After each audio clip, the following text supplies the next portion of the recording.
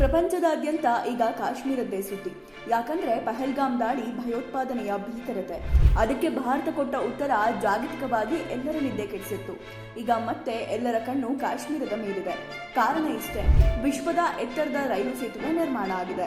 ಹೌದು, ಈ ಬ್ರಿಡ್ಜ್ ಬಗ್ಗೆ ಹೆಚ್ಚಿನ ಮಾಹಿತಿ ಹಾಗೆ ದಾಳಿ ಬಳಿಕ ಪ್ರಧಾನಮಂತ್ರಿ ನರೇಂದ್ರ ಮೋದಿ ಅವರ ಮೊದಲ ವಿಸಿಟ್, ಈ ಎಲ್ಲದರ ಬಗ್ಗೆ ಇಂಟ್ರೆಸ್ಟಿಂಗ್ ಅಪ್ಡೇಟ್ ಬಗ್ಗೆ ನೋಡೋಣ ಬನ್ನಿ. ಕಾಶ್ಮೀರದಲ್ಲಿ ಸ್ಥಾಪಿತವಾಗಿರುವ ಚೆನಾಬ್ ರಿವರ್ ಬ್ರಿಡ್ಜ್ ಪ್ರಪಂಚದ ಎತ್ತರದ ರೈಲು ಸೇತುವೆಯಾಗಿ ಪ್ರಸಿದ್ಧಿಯನ್ನ ಪಡೆದಿದೆ.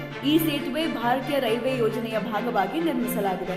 ಈ ರೈಲ್ವೆ ಉದ್ಘಾಟನೆಗೆ ಪಿಎಂ ನರೇಂದ್ರ ಮೋದಿ ಕಾಶ್ಮೀರಕ್ಕೆ ಬಂದಿದ್ದು ಪಹಲ್ಗಾಮ್ ದಾಳಿಯ ಬಳಿಕ ಇದು ಮೊದಲ ಭೇಟಿಯಾಗಿದೆ. ಹಾಗಾದ್ರೆ ಈ ಚೆನಾಬ್ ಸೇತುವೆ ವಿಶೇಷಗಳತ್ತ ನೀವೊಮ್ಮೆ ಕಣ್ಣಾಯಿಸಬೇಕು.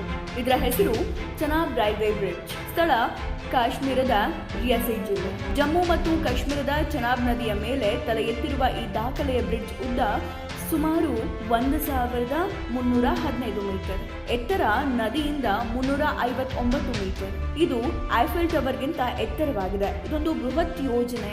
ಉಧಂಪುರ, ಶ್ರೀನಗರ, ಬಾರಾಮುಲ್ಲಾ ರೈಲು ಯೋಜನೆ ಭಾಗವಾಗಿ ನಿರ್ಮಾಣ ಪ್ರಾರಂಭವಾಗಿದ್ದು 2004ರಲ್ಲಿ 2022-23ರ ವೇಳೆಗೆ ಇದು ಪೂರ್ಣಗೊಳ್ಳುತ್ತೆ. ಆದ್ರೆ ಸ್ಟೀಲ್ ಮತ್ತು ಕಾಂಕ್ರೀಟ್ ಕೆಲಸ ಈಗಷ್ಟೇ ಪೂರ್ಣವಾಗಿ ಲೋಕಾರ್ಪಣೆಯಾಯಿತು.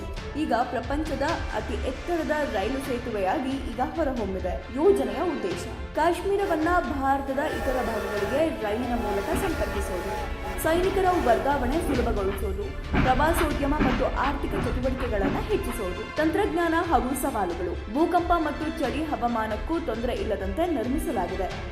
ಈ ಸೇತುವೆ ಬಲಿಷ್ಠ ಗಾಳಿಗೆ ಎದುರಾಗಿ ನಿಲ್ಲಬಹುದಾಗಿದೆ. ನವೀನ ವಿನ್ಯಾಸ ತಂತ್ರಜ್ಞಾನದ ಉಪಯೋಗ. Clamping, cable crane system, GPS surveying ಇದರಲ್ಲಿ ಬಳಸಲಾಗಿದೆ. ವೀಕ್ಷಣಾ ಆಕರ್ಷಣೆ. ಹೌದು, ಇದರ ಮುಖ್ಯ ಆಕರ್ಷಣೆ ಅಂದ್ರೆ ಈ ಸೇತುವೆ ಈಗ ಕಾಶ್ಮೀರದ ಒಂದು ಪ್ರಮುಖ ಪ್ರವಾಸಿ ಆಕರ್ಷಣೆಯಾಗಿ ಮಾರ್ಪಡಬಹುದು.